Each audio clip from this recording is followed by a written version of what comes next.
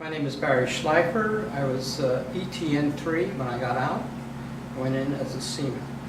We were up in Sea Dragon as well for a while, and while there we sank a few enemy supply boats with 5-inch 38s.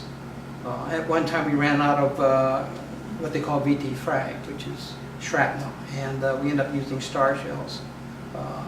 Phosphorus shells, and I think we just burned villages. But I think in the 7-8 months we were there, we shot like 10,000 rounds. It's like a record. It's like $100 per round. It's a lot of money. And we broke some records for refueling and resupplying. I think we took like 90 tons of armament on in 1 hour. This is being connected to a ship. There was one incident where we were refueling with an oiler. We were on the starboard side, and we had the Tripoli, I believe that's the name of it. It's a helicopter ship that was on the port side, and they had one of their guys fall off the flight line, pretty high up, a helicopter carrier, and they end up taking a helicopter trying to pick up the person that fell overboard. But at the same time, we broke away our refueling, and we went to save.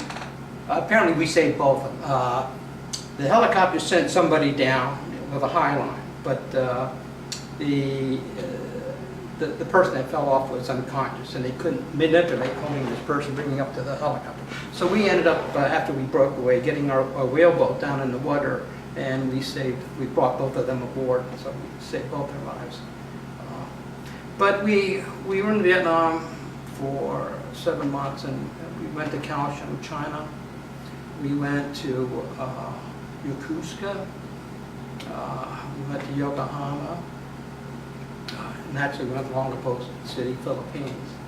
I had an uncle in Tachikawa Air Force Base. When we got to Yokohama, 18-year-old kid, had an APO address, and I said, I'm going to go see my uncle in Tachikawa Air Force Base. Hopped on a bullet train, got to Tokyo.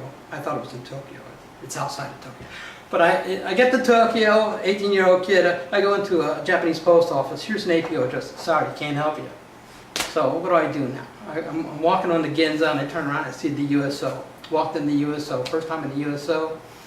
Within minutes, they said, oh, your uncle lives at Tachikawa Air Force Base. Get on that bullet train and it'd be another hour north. And I did that and met my, I got to Tachikawa Air Force Base, and I show up and at the boom gate, the guard shack, and I said, I'm here looking for my uncle, Uncle Herbert Schleifer.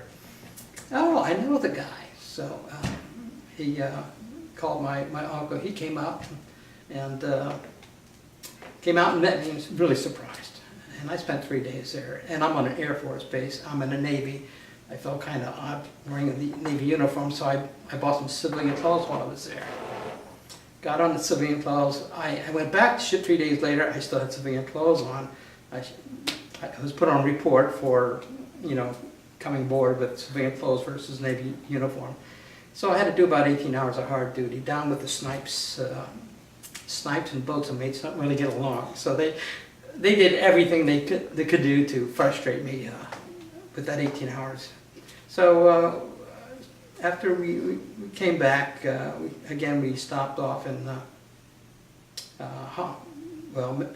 Midway again, but this time the Nguni birds weren't there. I guess it was a seasonal thing for them. Guam, Hawaii, and then we came into San Diego, came down to Manzanillo, Mexico. Now by this time I had made ETN 3. So this is my first time I could spend a whole night over on Liberty. And as we arrive into Manzanillo, Mexico, looking over the side, there's this dead body floating in the water, bloated. And that's when the cap said, well, nobody's taking Liberty because we don't know who this person is. Is it a sailor or is it somebody local? But nobody could take Liberty there. But when we came into Manzanillo, Mexico, that body was floating. I couldn't get on the shore leave. We came back through the Panama Canal, and I think we made a booze run in.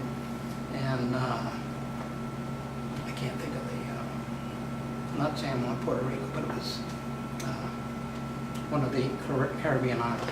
Came back, got to Mayport, went up to Charleston, and we went into dry dock, and about 3 days later I was out of the Navy, the regular Navy.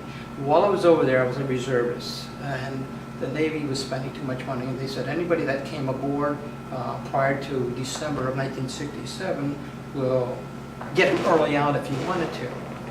And I came aboard like November 27th, 3 days before this criteria. And so I came back from Vietnam. 3 days later, I was out of the regular Navy. So, and then I got a job for the Uncle Sam, and they really took care of my next year, 6-year commitment. So I got my honorable discharge on the Hilltop in Iran back in 1976.